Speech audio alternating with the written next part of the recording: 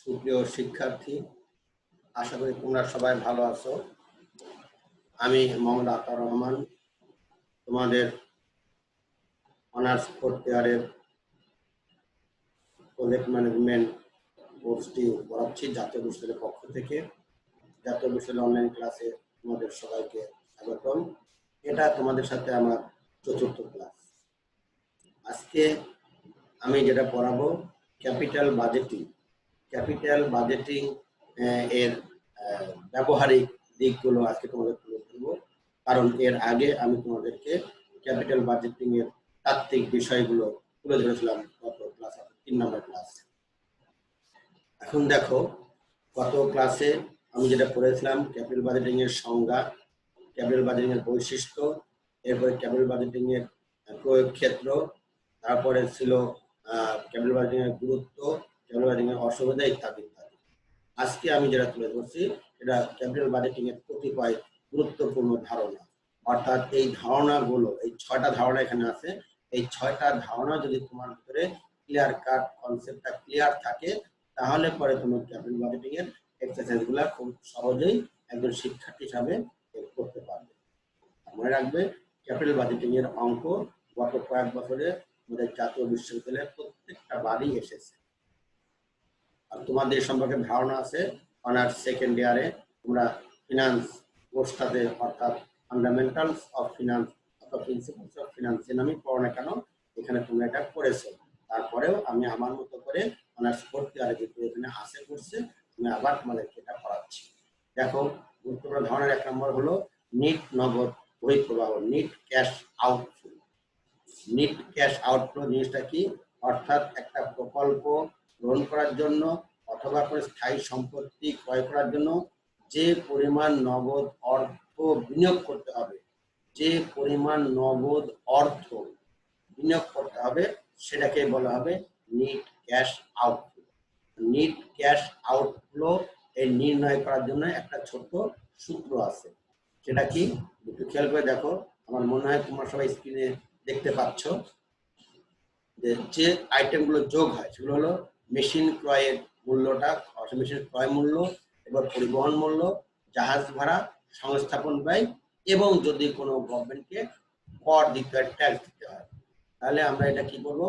মেশিনের purchase price, এরপরে carrying cost, এবার ফ্রেট চার্জ, এরপরে ইনস্টলেশন চার্জ অথবা এস্টাবলিশমেন্ট চার্জ, আর ট্যাক্স, এইগুলা আমরা যোগ করে আমাদের মোট মেশিন ব্যয় নির্ধারণ করবো, টোটাল কস্ট অফ মেশিন। মনে রাখবে, যখন ডেপ্রিসিয়েশন চার্জ করা হয়, মেশিনের ডেপ্রিসিয়েশন, কিন্তু এই টোটাল মেশিন খরচ এর উপর ভিত্তি করে আমাদের ডেপ্রিসিয়েশনটাকে চার্জ করা হয়। এর সাথে 6 নম্বরে চলতি মূলধন যোগ হবে। চলতি মূলধন কি? চলতি মূলধন হলো একটা মেশিন, একটা প্রজেক্টকে চালু রাখার জন্য যে পরিমাণ ক্যাশ ইন হ্যান্ড রাখতে হয়, এটা বলা হয় চলতি মূলধন।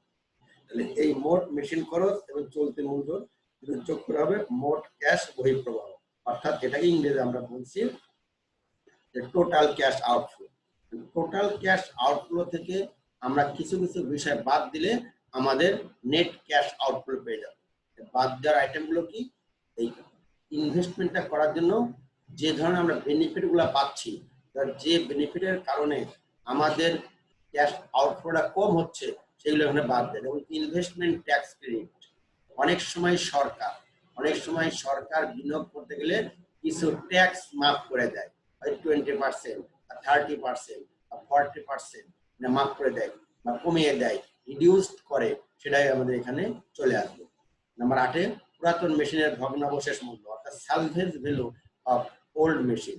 যখন আমরা নতুন মেশিন আমরা এটি স্থাপন করব, সেখানে পুরাতন মেশিন থাকে, সেই মেশিনটা আমাদেরকে বিক্রি করে দিতে হয়। এই মেশিন বিক্রি করার পরে যে টাকাটা আসবে আমাদের হাতে আসবে, এটাই বলা হয় পুরাতন মেশিনের ভগ্নাবশেষ মূল্য। আর সর্বশেষ নাম্বার 9 আছে বিনিয়োগ ভাতা। অনেক সময় বিনিয়োগ করলে গভর্নমেন্ট সরাসরি কিছু ভাতা প্রদান করে, অর্থাৎ তুমি যদি পরিবেশ বান্ধব যদি কোনো প্রজেক্টে বিনিয়োগ করো, সেটা গভর্নমেন্ট তোমাকে কিছু ভাতা তোমাকে দিবে। এই ভাতাগুলো যোগ হবে, যোগ হয়ে ওই আমাদের টোটাল যে মোট নগদ বহিঃপ্রবাহ, এখান থেকে এইগুলো বাদ যাবে। বাদ দিয়ে যেটা হবে সেটা হলো নেট ক্যাশ আউটফ্লো।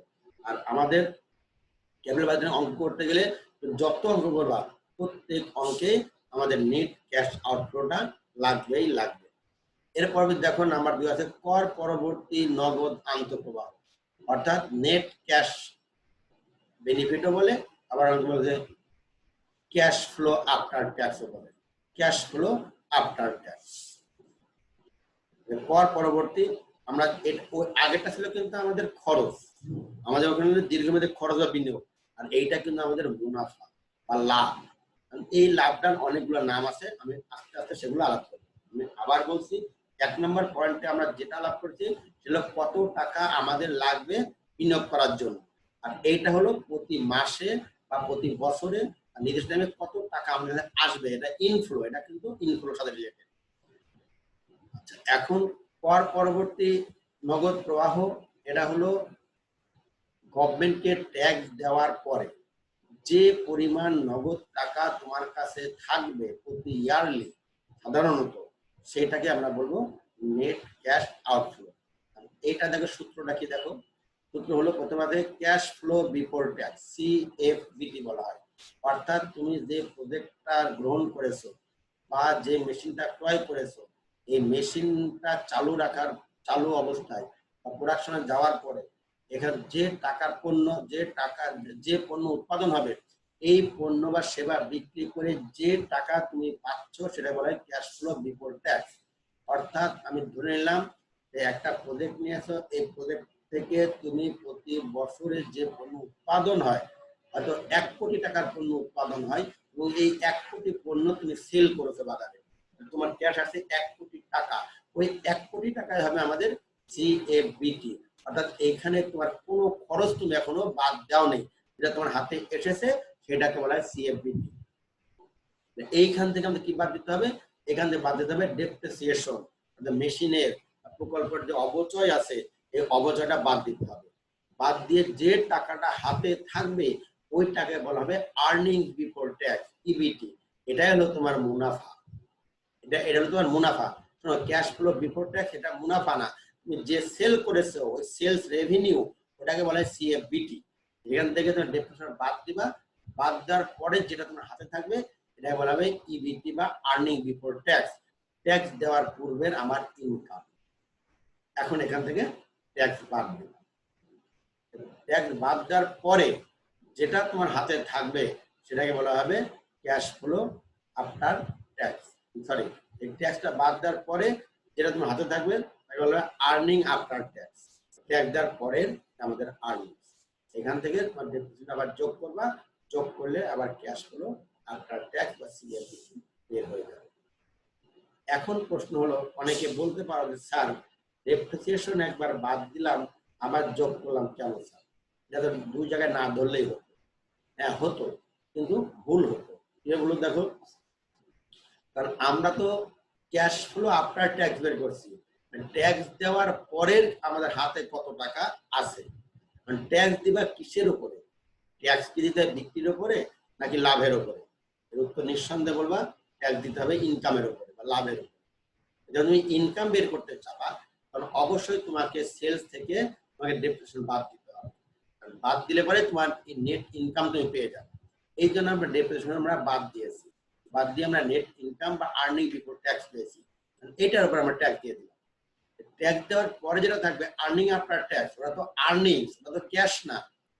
আর্নিংস আর ক্যাশের পার্থক্য আছে, ক্যাশ থেকে সকল খরচ বাদ দিলে তোমার ইনকাম হয়, কিন্তু খেয়াল করে দেখো আর্নিংস আফটার ট্যাক্স হলো, আর্নিং আফটার ট্যাক্স আর ক্যাশ ফ্লো কি এক জিনিস? কখনো না। আর্নিং তুমি যা করেছো এর সাথে দেখো বাদ দিয়েছো ডেপ্রিসিয়েশন, যখন তুমি ডেপ্রিসিয়েশন বাদ দাও এই টাকাটা কাকে দিয়েছো হিসাবে বাদ দিয়েছো, কিন্তু টাকা তোমার কাছে আছে। অর্থাৎ ডেপ্রিসিয়েশনকে বলা হয় নন ক্যাশ এক্সপেন্স, অর্থাৎ যে খরচ করা হয় যার জন্য নগদ টাকার প্রয়োজন হয় না সেটা বলে নন ক্যাশ এক্সপেন্স। ডেপ্রিসিয়েশন হলো একটা নন ক্যাশ এক্সপেন্স। আর্নিং যা হবে তার সাথে ওই ডেপ্রিসিয়েশন তোমরা নিঃসন্দেহে ডেপ্রিসিয়েশন চার্জ করেছো, ডেপ্রিসিয়েশনের টাকা তোমার হাতে আছে, হাতে কত টাকা আছে সেটা হবে সিএফএটি। আমি একটা উদাহরণ দিয়ে দেখো, ধরো বিক্রি করছে 100 টাকার পণ্য, এই 100 টাকার পণ্য বিক্রি করতে গিয়ে তোমার মেশিনের ডেপ্রিসিয়েশন চার্জ 10 টাকা, তাহলে তোমার আর্নিং বিফোর ট্যাক্স হলো 90 টাকা। এখান থেকে ধরো গভর্নমেন্টকে 50 টাকা ট্যাক্স দিয়েছো, 45 টাকা, তাহলে তোমার ইএটি আছে আর বাদ বাকি 45 টাকা, মানে হাতে আছে ক টাকা। এখন আমি তোমাকে বলি, তুমি বলবা আর এই 45 টাকা সরি প্লাস ডেপ্রিসিয়েশনের যে 10 টাকা রাখছিলাম ওটা আমার হাতে আছে, ওই 10 টাকা আর হলো এই হলো আমাদের 45, মোট 55 টাকা আমাদের এখানে সিএফএটি। যাই হোক, এখন দেখো এই সূত্রটা মনে রাখলেও হবে। সিএফএটি বের করার সূত্র হলো সিএফবিটি মাইনাস ডেপ্রিসিয়েশন, যা হবে ইবিটি মাইনাস ট্যাক্স হবে এটি, এর সঙ্গে আবার যোগ হবে ডেপ্রিসিয়েশন, যোগ হবে সিএফএটি। এখন যাকে নাম্বার 3 এ আছে কার্যকরী মূলধন, ওয়ার্কিং ক্যাপিটাল। ওয়ার্কিং ক্যাপিটাল কি? একটা প্রজেক্ট অথবা মেশিন চালু রাখতে গেলে যে পরিমাণ মূলধন হাতে রাখতে হবে সেটাকে বলা হবে ওয়ার্কিং ক্যাপিটাল বা আমাদের কারেন্ট অ্যাসেট বা কারেন্ট ক্যাপিটাল। আচ্ছা, এখন এইটার একটা বিষয় আছে আমাদের ইয়েতে, তোমার মূলধন বাজেটের ক্ষেত্রে এইটা দু জায়গাতে আসে। এই ওয়ার্কিং ক্যাপিটাল যেহেতু শুরুতেই থেকেই হাতে রাখতে হয়, এই জন্য এটা এনসিওর সঙ্গে যোগ হয়, নেট ক্যাশ আউটফ্লো এর সঙ্গে ওয়ার্কিং ক্যাপিটাল যোগ হয়ে যায়, কারণ কি এই টাকা তোমার লাগবেই লাগবে। আর লাস্টলি যখন মেশিনের বা প্রজেক্টের জীবনকাল শেষ হয়ে যাবে তখন এই টাকাটা আমরা আর রাখার প্রয়োজন হয় না, সেটা আমরা আবার ফেরত পেতে পারি। এই জন্য এটাকে এখানে আবার আমাদের যখন আমরা ওই সিএফএটি বের করি তখন বছরের শেষে এটা আবার আমাদের সাথে যোগ হয়ে যায়। এই বিষয়গুলো একটা অঙ্ক করলে তখন বিষয়টা আরো আমাদের ক্লিয়ার হবে।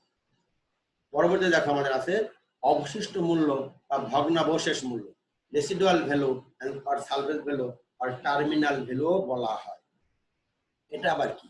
একটা মেশিন যখন ধরো লাইফ টাইম সাপোজ 5 বছর লাইফ টাইম মেশিনের হিসাবে কাগজে কলমে মেশিনের ভ্যালু 0।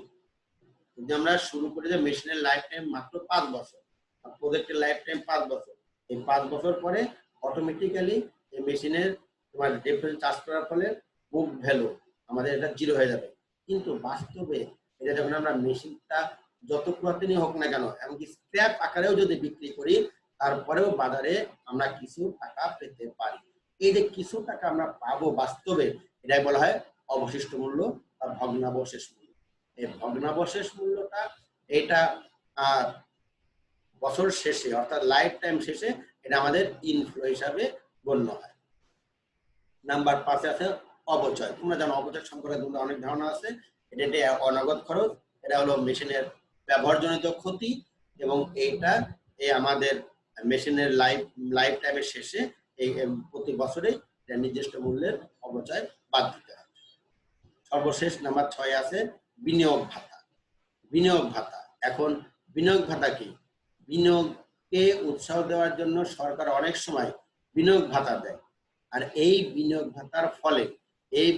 ভাতার ফলে প্রথম বছর অর্থাৎ লাইফ টাইম 5 বছর থেকে 5 বছর না, প্রথম বছরে ট্যাক্স সেভিংস হয়।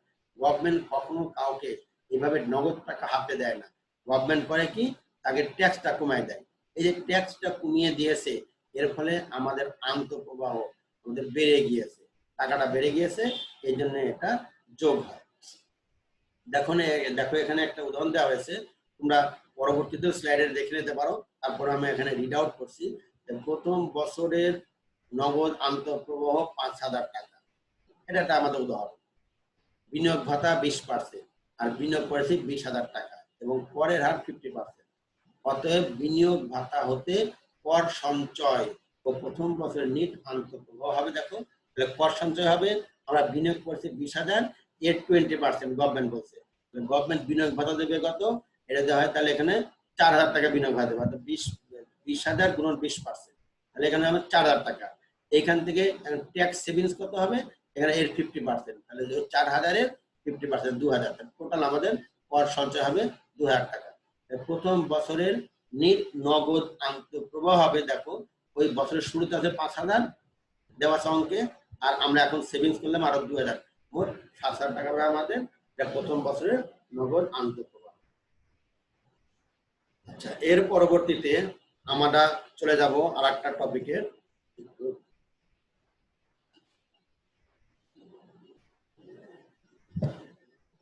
সেটা হলো যে মূলধন বাজেট প্রণয়নের ক্ষেত্রে যে পদ্ধতিগুলো আছে সেগুলো আমরা আলাপ করব। সেগুলো তোমরা জানো, যেমন সেখানে পেব্যাক পিরিয়ড, তারপরে তোমার এনপিভি, তারপরে পিআই ইত্যাদি, আইআরআর ইত্যাদি। এইগুলো আমরা একটু আমাদের এমএস ওয়ার্ড ফাইলে থেকে আমি তোমাদেরকে ওখানে একটু পড়াবো।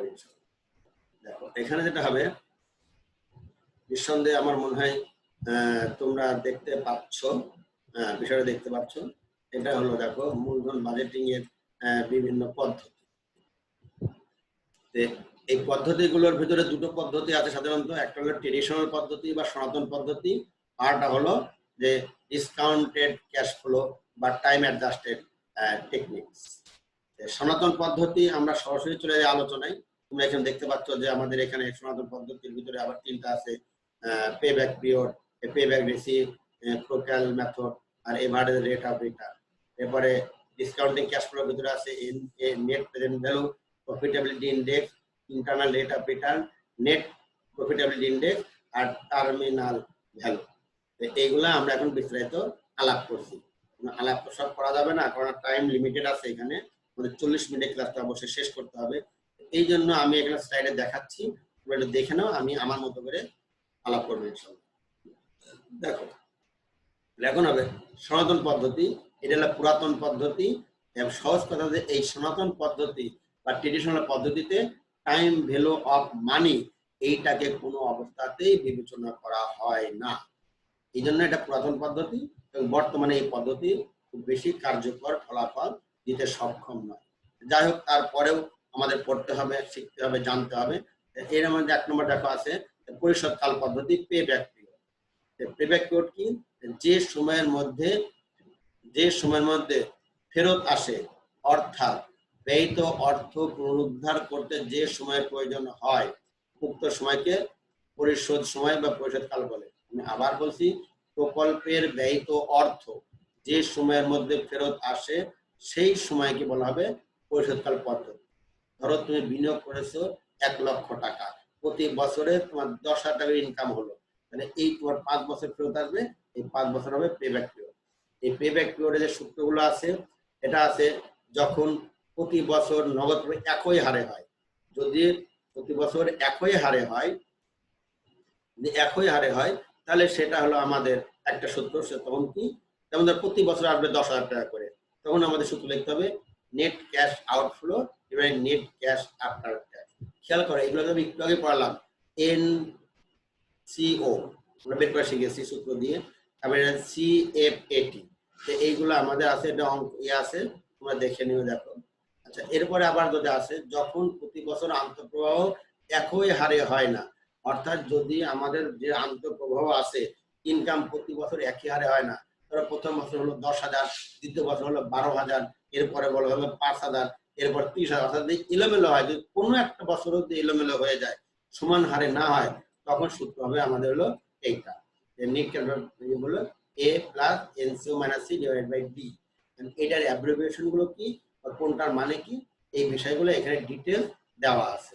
যেমন NCO হলো নেট বিনিয়োগ, এরপরে A হলো যে বছরে অর্জিত যোজিত নগদ প্রবাহ, D হলো এই বছরের পরবর্তী বছরে অর্জিত নগদ প্রবাহ। এই বিষয়গুলো আমি যেন অঙ্ক করবো, এগুলো আবার ইনশাআল্লাহ ডিটেলস করবো। আর তোমরা যদি একটু বুঝতে সমস্যাও হয় পরবর্তীতে, আমি বলবো এই স্লাইডগুলো যখন তোমরা দেখবা তখন এটাকে স্টপ করে নেবা, স্টপ করে নিয়ে সুন্দর করে দেখে পরে আবার এটা রান করাবো। আর গ্রহণ বর্জন নিয়ম কি? গ্রহণ বর্জন নিয়ম হলো যে যখন যে প্রকল্পের তোমার পেব্যাক পিরিয়ডটা কম, ধরো একটা প্রজেক্টে হলো 5 বছর, একটা হলো 4 বছর, যেটা 4 বছর সেটাকে এখানে গ্রহণ করতে হবে। আচ্ছা, পেব্যাক রেসিপ্রোকালটা কি? পেব্যাক রেসিপ্রোকাল এটা আসলে পেব্যাক পিরিয়ডে, কিন্তু জাস্ট এটার কিছু অসুবিধা আছে, পেব্যাক পিরিয়ডে অসুবিধা আছে। এই অসুবিধাগুলো দূর করার জন্যই এটা পরিশোধকাল পদ্ধতির সূত্রকে উল্টোভাবে ব্যবহার করে এটা করা হয়। তাহলে সূত্র কি হবে? পেব্যাক রেসিপ্রোকালের সূত্র হলো পরিশোধকাল পদ্ধতির সূত্রকে উল্টোভাবে ব্যবহার করে প্রকল্পের আয়ের হার বের করার যে নিয়ম চালু করা হয়েছে তাকে পেব্যাক রেসিপ্রোকাল বলা হয়। তবে এইখানে এই হার বের করা হয়, কিন্তু এই হার বের করার কারণে 100 দিয়ে গুণ করা। তোমরা সূত্র দেখো, পে ব্যাক রেশিও সূত্র হলো জাস্ট ওইটাই, ওটা মানে আমাদের পে ব্যাক সূত্র হলো এনসিও ডিভাইড বাই সিএফবিটি, আর জাস্ট এটা হয়ে গেছে আমাদের CFB divide by NCO into 100। এটা হলো সমকিস্তির ক্ষেত্রে। আর ওইটা হলো কি, এইটা করতে গেলে আগে ওইভাবে বের করে নিবা, অর্থাৎ এই যে সূত্রটা পে ব্যাক পিরিয়ডের যে আরেকটা সূত্র আছে না, অসম ক্ষেত্র, এটা হলো এই, এখানে খেয়াল করো এই যে সূত্রটা আছে, এই সূত্রটা দিয়ে তোমরা পে ব্যাক পিরিয়ডটা আগে বের করে নিবা। বের করার পরে এইখানে এসে উপরে 1 ডিভাইড বাই ওইটা দিবা, আমার দিয়ে 100 গুণ করলে বের হয়ে যাবে। এখন আমরা 3 নম্বরে আসি। 3 নম্বরে হলো আমাদের ARR, average rate of return. Average rate of রিটার্নটা কি? এখন লেখা আছে প্রস্তাবিত মূলধন ব্যয় মূল্যায়নের এই পদ্ধতিকে হিসাব বিজ্ঞান উপার্জন হার বলা হয়। হিসাব বিজ্ঞান উপার্জন হার বলে। আর এর সংজ্ঞাটা কি? এইখানে দেখো আমি হাইলাইট করে দিলাম, একটি বিনিয়োগ প্রকল্পের গড় বিনিয়োগের উপর গড় বার্ষিক নেট আয়ের শতকরা হারকে গড় উপার্জন হার বলে। অর্থাৎ তুমি যে পরিমাণ টাকা আর্ন করবা বছরে, সেইটাকে ভাগ করবা তোমার বিনিয়োগ দিয়ে 100 দিয়ে গুণ করলে এই হারটা বের হয়ে যাবে। অর্থাৎ তুমি আয় করেছো বছরে 10,000, বিনিয়োগ করেছো 1 লাখ, তাহলে যদি আমরা 10,000 ভাগ 1 লাখ গুণন 100 দিই, 10% বের হবে। এই 10% হবে আমাদের ARR। এই সূত্র দেখো এইখানে দেওয়া আছে, বিনিয়োগের উপর হারটা এভাবে দেওয়া আছে। এটার সংক্ষেপ রূপ এইটা, একটু খেয়াল করে দেখো। এটা ROI, এখানে এটা দুটো বিষয় বলি, এখানে দুটো বিষয় আছে, রিটার্ন অন ইনভেস্টমেন্ট আর হলো return on average rate of return. গড় উপার্জন একটা আছে, দেখো বিনিয়োগের উপর উপার্জন হার এই একটা, আর আছে গড় উপার্জন হার এই একটা। দুটাকে বলা হয় কিন্তু ARR, যার সূত্র একটু ভেরিয়েশন আছে। সূত্রগুলো এভাবে আমাদের দেখো, পরবর্তী অঙ্ক করার সময় বিষয়টা আমরা আবার। আর গ্রহণযোগ্য নিয়ম হলো, গ্রহণ বর্জন নিয়ম, যে দুইটা যদি আমরা বের করি, যে ARR যার বড় সেটা গ্রহণযোগ্য, ARR যার বড়। একটা কথা বলে রাখি, এই মূলধন বাজেটিং এর যত অঙ্ক আসে, শুধুমাত্র পে ব্যাক পিরিয়ডের সময়কাল কম সেটা ভালো, আর এছাড়া যতগুলো আছে সবগুলো যেটা বড় সেটা গ্রহণযোগ্য রাখবে। শুধুমাত্র পে ব্যাক পিরিয়ডের যেটা সময় কম সেটা গ্রহণযোগ্য, আর বাদ বাকি যত মেথড আছে প্রত্যেক মেথডের অ্যান্সার যার বড় সেটা গ্রহণযোগ্য।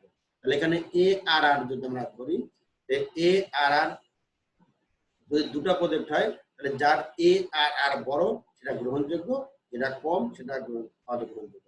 এখন তোমাদের মনে প্রশ্ন আসতে পারে, স্যার তাহলে পরে আমাদের একটা প্রজেক্টের ক্ষেত্রে কি হবে?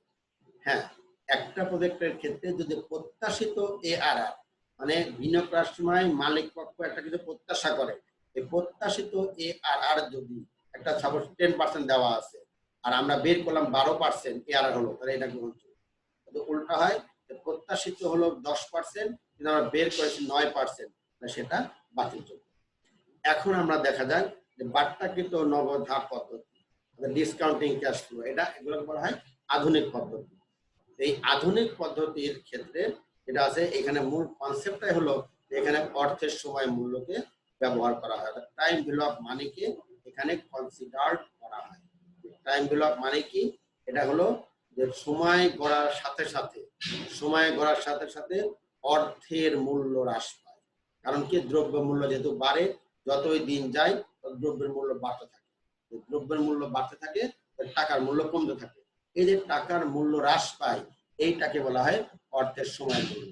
দেখো একটু খেয়াল করো, আমি যদি তোমাকে আজকে 100 টাকা দিতে চাই, অথবা তোমাকে 1 বছর পরে দিতে চাই, নিঃসন্দেহে তুমি আজকে 100 টাকাকে বেশি পছন্দ করবে। এখন এর ভিতরে প্রথম যেটা আছে, সবচেয়ে পরীক্ষা বেশি আছে, নেট বর্তমান মূল্য বা নেট প্রেজেন্ট ভ্যালু বা এনপিভি। এনপিভি কি? এনপিভি হলো যে পদ্ধতিতে, একটু খেয়াল করে দেখো, যে পদ্ধতিতে ভবিষ্যৎ প্রাপ্তির বর্তমান মূল্য হতে নগদ বহিঃপ্রবাহের বর্তমান মূল্য বাদ দেওয়া হয়, তাকে নেট বর্তমান মূল্য পদ্ধতি বলে। অর্থাৎ তুমি আজকের এনসিও হলো তোমার 100 টাকা, আর 5 বছর ধরে তুমি পাবা আস্তে আস্তে 100 টাকা। তাহলে এই দুটোকে আমরা করবো কি আজকের মূল্যে রূপান্তর করবো। রূপান্তর করার মাধ্যমে যেটা বের করবো তাকে বলা হবে এনপিভি। এনপিভির এই সূত্রটা দেখো তোমরা তোমাদের পড়েছো সেকেন্ড ইয়ারে এটা। আর আমরা যেটা করব সহজ সূত্র আমরা দিয়ে দেবো ইনশাল্লাহ, সেটা আমরা পরবর্তীতে অঙ্ক করার সময় দেব। আর গ্রহণ বর্জের নিয়ম কি? গ্রহণ বর্জের নিয়ম হলো যে এনপিভি যদি পজিটিভ হয়, যদি একটা প্রোডাক্ট হয়, যদি এনপিভি পজিটিভ গ্রহণযোগ্য, নেগেটিভ হলে বাতিল। একাধিক প্রকল্প হয়, যে প্রকল্পের এনপিভি বড় সেটা গ্রহণ করতে হবে, যেটা কম সেটা গ্রহণ করা যাবে না। দেখো এখানে আমরা দিয়ে দিয়েছি, পরবর্তীতে এগুলো একটু দেখি। এবার PI, profitability index. Profitability index এটা এনপিভির একটা সংস্করণ। সেটা হলো present value of cash flow, cash flow after tax, অর্থাৎ এনপিভি অফ সিএফএটি আর হলো এনপিভি অফ এনসিও, এই দুটোর অনুপাত। দেখো এখানে দেখাচ্ছি প্রফিটেবিলিটি ইন্ডেক্সের সূত্র হলো প্রেজেন্ট ভ্যালু অফ সিএফএটি এটা প্রেজেন্ট ভ্যালু অফ এনসিও, ভাগ করে যেটা আসবে সেটা হলো আমাদের এনপিভি। এবং এই সরি পিআই, আর পিআই যেটার বড় সেটা গ্রহণযোগ্য, আর যেটা কম সেটা বাতিল। আর যদি একটা প্রজেক্ট হয় যদি মাইনাস হয়, পিআই যদি পিআই যদি একের চাইতে কম হয়ে যায় তাহলে সেটা অবশ্যই বাতিল বলে গণ্য হয়। এরপরে IR, internal rate of return, IRR. Internal rate of রিটার্নটা হলো, একটু খেয়াল করো, এইটাই হলো আমাদের একটু জটিল একটু এই পদ্ধতির ভিতরে। যে বাটার হারে মোট নগদ আন্তঃপ্রবাহের বর্তমান মূল্য এবং নগদ প্রবাহের বর্তমান মূল্য সমান, সেই বাট্টার হারই হলো অভ্যন্তরীণ উপার্জন হার। সেটা আমি আবার বলছি, যে বাট্টার হারে মোট নগদ আন্তঃপ্রবাহের বর্তমান মূল্য এবং নগদ বহিঃপ্রবাহের বর্তমান মূল্য সমান হয়, সেই হারকে বলা হয় অভ্যন্তরীণ উপার্জন হার। অর্থাৎ তুমি পিভি অফ এনসিও এবং পিভি অফ সিএফএটি যদি সমান হয়, যে হারে ডিসকাউন্ট কাটলে সেই হারটাকে বলা হবে আইআরআর। আমি আবার বলছি, যে হারে ডিসকাউন্ট কাটলে, যে হারে বাট্টা ধরা হলে পিভি অফ এনসিও এবং পিভি অফ সিএফএটি সমান হবে, সেই হারটাকে বলা হবে আমাদের অভ্যন্তরীণ ফেরত হওয়া আইআরআর। অর্থাৎ এখানে আইআরআর হলো আমরা রেট, যে রেটে আমাদের ডিসকাউন্ট কাটলে পিভি অফ এনসিও এবং পিভি অফ সিএফএটি সমান হবে, অর্থাৎ এনপিভি 0 হবে। তোমাদের এখানে আমি আরেকটা কথা বলে নিই, সেটা হলো যে এনপিভির ক্ষেত্রে নেট প্রেজেন্ট ভ্যালু বের করার ক্ষেত্রে আমাদের রেট দেওয়া থাকে, সেই রেটে এনপিভি বের করতে হয়। আমি আবার বলছি, এনপিভি বের করার ক্ষেত্রে একটা রেট দেওয়া থাকে, সেই রেটে এনপিভি বের করা হয়। আর আর আর আই এর ক্ষেত্রে এখানে এনপিভি দেওয়া থাকে, রেটটা বের করতে হয়। এনপিভি কত দেওয়া থাকে আমরা জানি, আইআরআর এর ক্ষেত্রে এনপিভি সবসময় শূন্য, মনে রাখবা। আইআরআর এর ক্ষেত্রে এনপিভি শূন্য। কারণটা কি? কারণ যে রেটে ডিসকাউন্ট কাটলে পিভি অফ সিএফএটি এবং পিভি অফ এনসি সমান হবে, আর PV of NCO, PV of NCO এবং পিভি অফ সিএফএটি যখনই সমান হবে তখন তো অবশ্যই এনপিভি 0 হবে, তাই না? এই 0 হয়, অর্থাৎ আইআরআর এর ক্ষেত্রে এনপিভি 0 হবে, রেটটা বের করছি উল্টা। যদি আমাদের পরীক্ষায় আসে এনপিভি এবং আইআরআর এর পার্থক্য আলোচনা করো, সেখানেও একটা পয়েন্ট তুমি দিতে পারো যে এনপিভির ক্ষেত্রে রেট দেওয়া থাকে, এনপিভি বের করতে হয়, আর আইআরআর এর ক্ষেত্রে এনপিভি দেওয়া থাকে, রেটটা এখানে বের করতে হয়।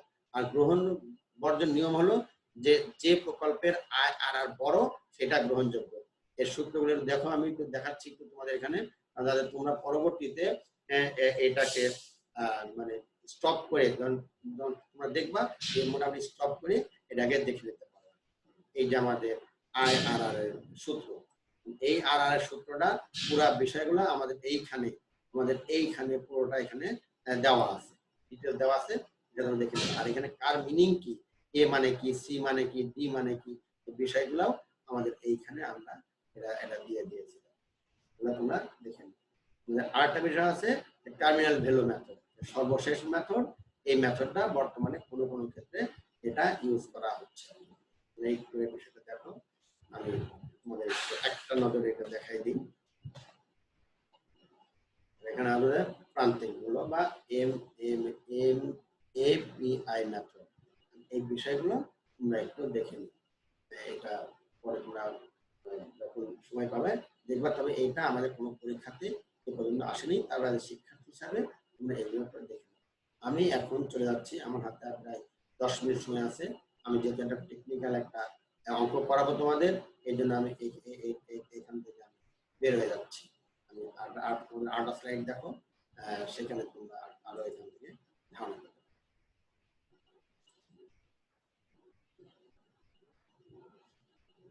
নিঃসন্দেহে তোমরা দেখতে পাচ্ছ আমি একটা ইলাস্ট্রেশন নিয়েছি। এইটা আমি তোমাদেরকে আজকে এখন বিষয় নিয়ে আমরা আলাপ করব।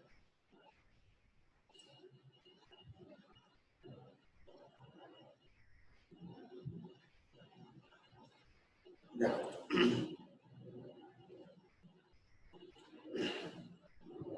এখন ইলাস্ট্রেশন তো অনেক পড়ানো যায়, কিন্তু আমি এমন একটা ইলাস্ট্রেশনকে বেছে নিয়েছি যার ভিতরে এই চ্যাপ্টারে যত ধরনের সমস্যা আছে, সকল ধরনের সমস্যা এই অঙ্কটার ভিতরে আছে।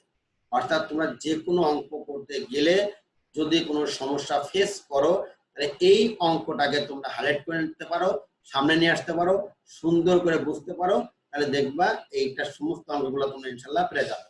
আমি আবার বলছি, তোমাদের প্রতি আমার একটা উপদেশ, সেটা হলো এই ইলাস্ট্রেশন যেটা আমি দিয়েছি, এই ইলাস্ট্রেশনটা তোমরা খুব যত্ন সহকারে কয়েকবার করবে, মন দিয়ে করবে, বুঝে বুঝে করবে, তাহলে দেখবা তোমার সমস্ত আমরা পেয়ে যাবে। দেখো, এখানে দুটো প্রজেক্ট দেওয়া আছে, প্রজেক্ট এ, প্রজেক্ট বি। এখানে কস্ট অফ প্রজেক্ট অথবা হতে পারে কস্ট অফ মেশিন হতে পারে, ইলাস্ট্রেশন চার্জ, তারপর আছে ওয়ার্কিং ক্যাপিটাল, এর আছে এর নাই, তারপর সালভেজ ভ্যালু এর নাই, এর আছে এস্টিমেটেড লাইফ 5 বছর 5 বছর, আর অ্যানুয়াল ক্যাশ ফ্লো। দেখো, প্রজেক্ট এর টোটাল সব ইকুয়াল দেওয়া আছে 25,000 করে, আর বির দেওয়া আছে 40, 35, 30, 25, অর্থাৎ এখানে ইকুয়াল নাই। দুটো মেথডই এখানে আছে। এখন আমাদেরকে কি করতে বলছে, দেখো, দ্য কোম্পানি পে ট্যাক্স 40%, কোম্পানির 40% ট্যাক্স দেয়, এবং charge depreciation charge state line বেসিসে করে, আর কস্ট অফ ক্যাপিটাল দেওয়া আছে 10%। Calculate the following result. এই রেজাল্টগুলো করতে হবে, এবং পরীক্ষায় এর বাইরে আর আসে না। এখানে আমাদের 5টা আছে, payback period, ARR, net present value, profitability index, আর ইন্টারনাল রেট অফ রিটার্ন। এখন দেখো, আমরা এই অঙ্কটা আমি শুরু করছি, একটু তোমরা এখানে একটু খেয়াল করো। সেটা হলো যে আমরা জানি যে এই অঙ্ক করতে গেলে আমাদের প্রথমে লাগবে NCO, লাগবে নেট ক্যাশ আউটফ্লো, যেটা নির্ণয়ের সূত্র আমি একটু আগে তোমাদের শিখিয়েছি। তবে আসার কথা হলো অধিকাংশ পরীক্ষায় NCO দেওয়া থাকে, না হলে আমাদের বের করতে হবে। দেওয়া থাকে তাহলে তো আলহামদুলিল্লাহ, আর দেওয়া না থাকলে এইভাবে বের করবো। NCO বের করার নিয়মটা কি? Calculation of NCO for project A and project B. Cost of project ওটা 30,000, এটা দেওয়া আছে 40,000, এবার ইনস্টলেশন চার্জ 10,000, এর 15,000। এরপর depreciation charge, depreciation chargeable cost, মানে আমরা আগে বলেছিলাম কস্ট অফ মেশিনের সাথে installation charge, carrying cost, freight in যোগ করার পরে আমাদের এটা হবে কি, এটা ডেপ্রিসিয়েশন মানে আমাদের অবচয় যোগ্য খরচ। এটা হলো এখান থেকে ওয়ার্কিং ক্যাপিটাল রিকোয়ারমেন্ট। এখানে কিন্তু আমাদের প্রথমটাতে ওয়ার্কিং ক্যাপিটাল লাগেনি, বিতে লেগেছে 15,000, যোগ করলাম, এগুলো নেট ক্যাশ আউটফ্লো বের হয়ে গেল। এর 40,000 আর বির হলো 70,000। এর পরবর্তীতে আমাদের বের করতে হবে কি, দেখো, আমাদের CFAT বের করতে হবে, যেটা আমরা শিখেছি CFAT। এইখানে একটু বিষয় লক্ষ্য করো যে CFAT কিন্তু আমাদের এই প্রজেক্ট এর জন্য এটা কিন্তু ইকুয়াল, আর প্রজেক্ট বির জন্য কিন্তু ইকুয়াল না। যেটা ইকুয়াল, সেই ইকুয়ালের জন্য আমরা এখানে দেখো আমরা প্রেজেন্ট ভ্যালু অফ CFAT বের করব। CFAT বের করতে, CFAT বের করতে গেলে আমাদের সর্বপ্রথম লাগে CFBT লাগে। দেখো এখানে CFBT, এটা কিন্তু ক্যাশ ফ্লো, কিন্তু বলতে অ্যানুয়াল ক্যাশ ইনফ্লো, CFBT 25 দিলাম 25। এখান থেকে ডেপ্রিসিয়েশন বাদ দিলাম 8,000। কিভাবে 8,000? এই দেখো এখানে আমাদের মেশিনের কস্ট আছে আমাদের 30,000, আর ইলাস্ট্রেশন চার্জ আছে আমাদের 10। মোট 40 আমরা বের করছি, কিন্তু এই দেখো 40,000 বের করছি। এই 40,000 লাইফ টাইম হলো আমাদের 5 বছর। 40,000 ভাগ 5, তাহলে এখানে হলো আমাদের 5,000। এই 5,000 হলো আমার 8,000, সরি 40,000 ভাগ 5 8,000 দিলাম। এখানে বাদ দিলাম ইবিটি। এই ইবিটির উপরে 40% ট্যাক্স, এটা হলো মানে এই ইবিটির উপরে, এই ইবিটির উপরে ট্যাক্স ধরলাম এটা। এখন ইএটি আর্নিং আফটার ট্যাক্স, এই ইবিটি থেকে এই ট্যাক্সটা বাদ দিলাম, বাদ দিলে হলো ইএটি। ইএটির সাথে সিএফএটি, ওই যে বলেছিলাম ইএটি যা হবে তার সঙ্গে এই ডেপ্রিসিয়েশন, অর্থাৎ এই সিএফএটি বের করার জন্য এই ইএটি যোগ হলো ডেপ্রিসিয়েশন 8,000, এটা হলো 18,200।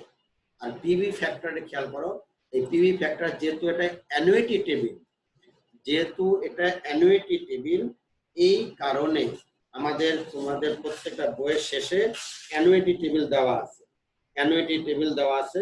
এই অ্যানুইটি টেবিল থেকে তোমাদেরকে এটা অবশ্যই নিতে হবে। এখানে তোমরা এভাবে একটা টেবিল দেওয়া থাকে, প্রত্যেকটা বইয়ের শেষে এই ধরনের একটা টেবিল দেওয়া থাকে, এটা অ্যানুইটি টেবিল।